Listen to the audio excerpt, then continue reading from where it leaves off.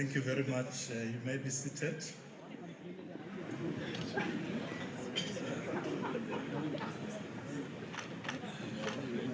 Let me firstly recognize the Program Director, Ntate Somizi Mhlongo, the Premier of Gauteng Province, Mr. Panyaza Lesufi. I always call him Principal. Don't ask me why. Deputy Minister of Communication and Digital Technologies, Ntate Mondli Gungubele and Me Gungubele. Deputy Minister of Women, Youth and People with Disabilities, Comrade Steve Letsike. Broad-Based Economic Empowerment Commissioner, Tsidiso Matuna. I greeted Tsidiso earlier in another meeting because I thought he was there, and I praised him. So I informed him this evening why I praised him, because I said Tsidiso Matuna was my leader in COSAS. I don't know if many of you know COSAS. He was our national organizer in the 80s. JJ, you may not know that because you were at primary school.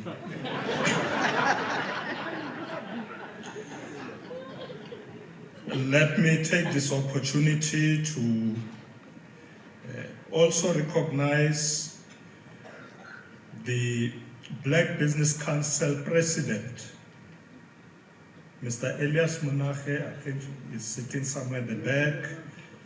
Editor of BBQ Magazine, Mr. JJ Tabani, Lilme Tabani, members of business and partners of the BBQ who are present here this evening, chairperson of boards of various businesses, state-owned institutions, the managing director of Cape Media Corporation, Mr. Robert Arendse, members of the media here present, distinguished guests, good evening.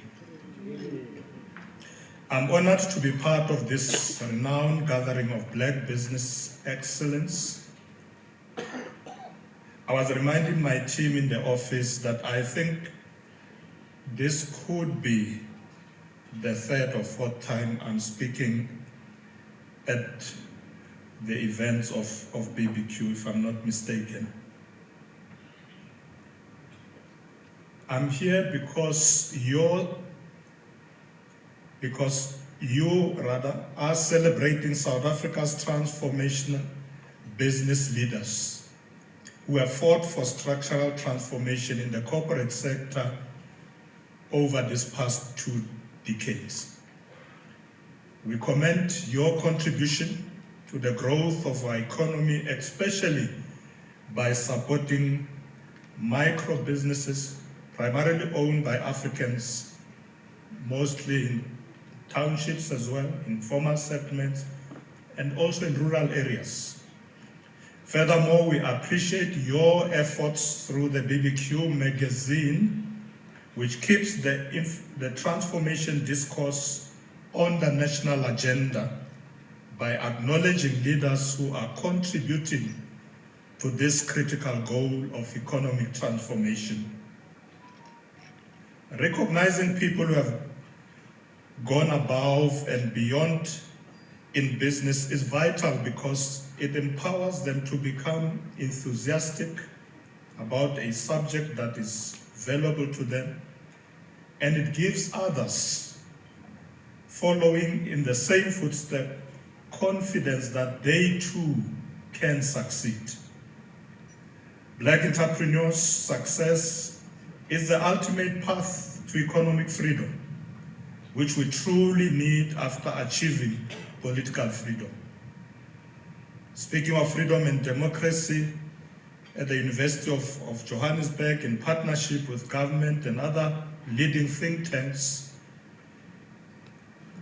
we organized the 30th or 30th Democracy Conference, where I had the privilege to also say something this morning. My remarks in that conference, that I made the point that 30-year mark of democracy is a crucial turning point for reflection on both how far we have come, mostly, where are we going in the immediate future, but also in the next 30 years as a nation, especially towards the 100 years of the Freedom Charter in 2055. In my considered view, I believe that we can all play a role in creating a country of our dreams.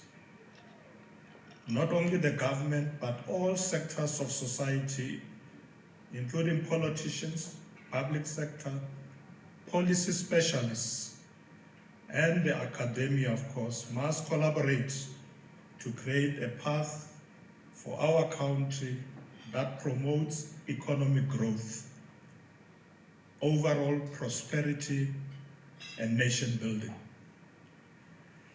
Once again, as in 1994, we have the opportunity to build a united and prosperous South Africa under the government of national unity.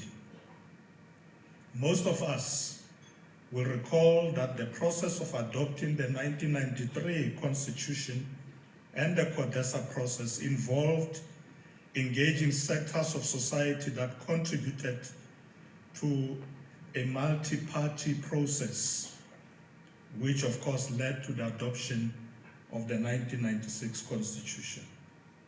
We have consistently recognized that the nation-building process is extensive.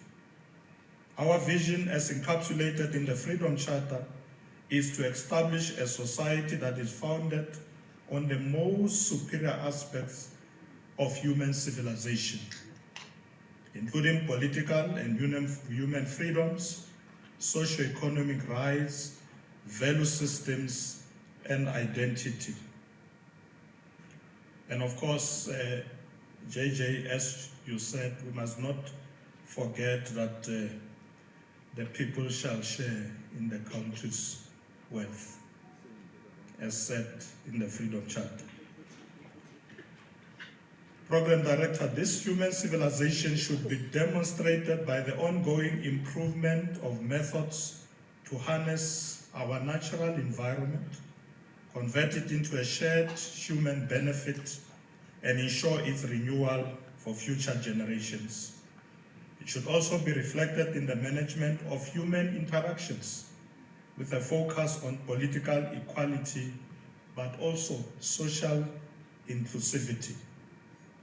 The way we care for and protect the most vulnerable members of our society should serve as a singular criterion for evaluating the progress of our civilizing mission. The Government of National Unity is therefore guided by the aspiration that underscore the Freedom's Charter's call that the people shall govern. Although it may be challenging for everyone concerned, the emergence of the 2024 GNU represents to some extent a realization of the ANC long-standing goals of non-racialism, non-sexism, and equality. In the words of former President Oliver Reginald Tambo, who was amongst those who led the process of modeling what we can call the South Africa of our dreams, stated the following: "We have a vision of South Africa in which black and white shall live and work together as equals in conditions of peace and prosperity." Indeed, Program Director, the 2024 election outcomes present us with an opportunity to return to the task of building a South Africa that will not be defined by race, class, or gender. However, we must not ignore the structural and systemic inequality that persists across all sectors of our economy, particularly in business and industry. if we are to build a truly united South Africa. Our dedication to non-racialism and working together does not mean we are unaware that the apartheid legacy still persists even today in some parts of our country. Program Director, our dedication to non-racialism and working together does not mean that we are unaware of the apartheid legacy. However, we must be positive about our nation's future.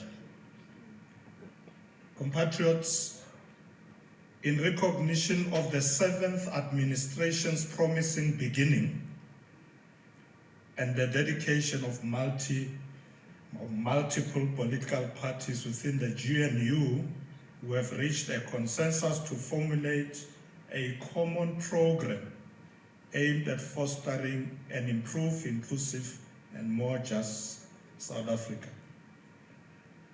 I'm using the word promising beginning. And JJ was asking me earlier, is GNU working? So, promising beginning. We hope things will go well. Program Director, to achieve the goals that we have set, as I said, we have placed the National Development Plan 2030 as the central pillar to guide the development approach, which will inform the outcomes to be achieved by this administration. Therefore, in the next 5 years, our strategic priorities are as follows: to create inclusive economic growth and job creation, that's number one. To maintain and optimize the social wage, and thirdly, to build a capable, ethical, developmental state. Our objective is to promote the allocation of funds towards long-term assets, which is the development of industries, the generation of employment opportunities, and the improvement of the quality of life of our population. We remain committed to investing in our people through education, skills development, and high-quality healthcare. We aspire to improve our community's spatial perspectives by constructing inclusive cities and delivering better services. We urge all segments of society to work with us to ensure that our democracy is stable, efficient, and effective, bringing all people together. We shall leave no one behind. Ladies and gentlemen, as an activist and in my capacity as the Deputy President of the Republic of South Africa, I'm deeply devoted to advancing the cause of empowering the people and ensuring that the fruits of our development are accessible to all. The government remains resolute in its pledge to cultivate an environment conducive to the flourishing of Black people in general, but with a strong focus on youth and women-led businesses.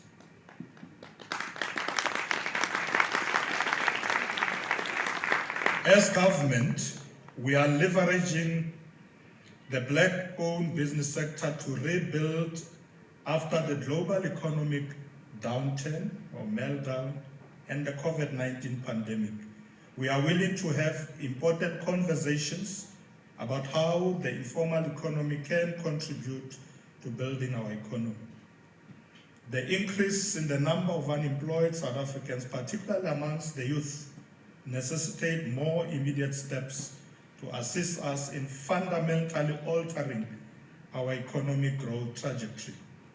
We must therefore have an open and inclusive conversation about rebuilding which will result in increased integration for Black-owned firms, particularly in the historically untransformed sectors of the economy. We must pay close attention to how government at all levels can create supporting policies and regulatory environments that support the informal economy, but in particular, that must support Black business. Program Director, amid our current discourse on the country's economic trajectory, there is room for growth. There is room for development and hope. The government efforts to restructure the economy through b-bbee policy, legislative framework, and other interventions have made some progress. But further efforts are required, as Mr. Matona said earlier. Despite the obstacles encountered since the passage of the B-BBee Act 2 decades ago, our government remains unwavering in its mission to enhance and broaden economic empowerment and inclusion across all sectors. This will continue to be the case even under the government of national unity.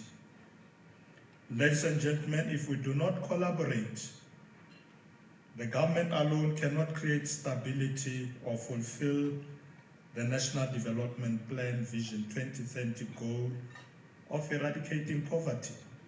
We must collaborate to broaden the scope of Black-owned businesses beyond the convenience store chains, such as parcel shops.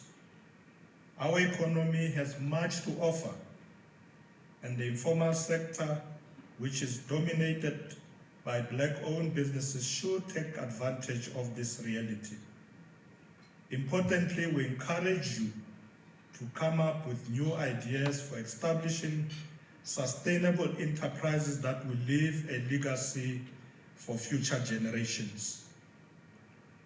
I want to see more Black businesses in what is called the mainstream of the economy, because there are many that think you can't be there. We must disappoint them. We want to see you there. That's the legacy we're going to leave for generations to come by taking ownership of this economy. Program directors, I conclude, since you said we must be brief.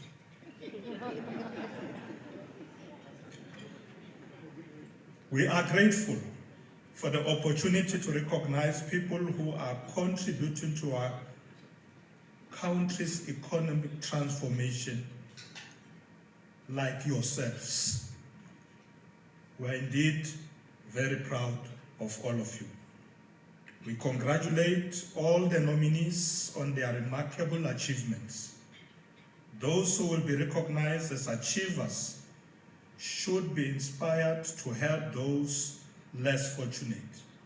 Use your newly acquired recognition to further the economic transformation goal of our people. I thank you very much, Ria Leboga, to be here.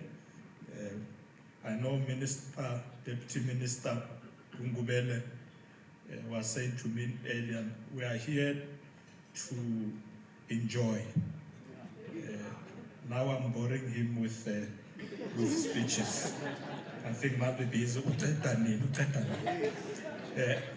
I'm done.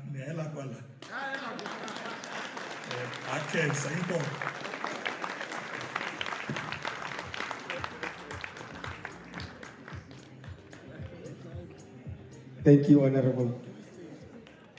You know,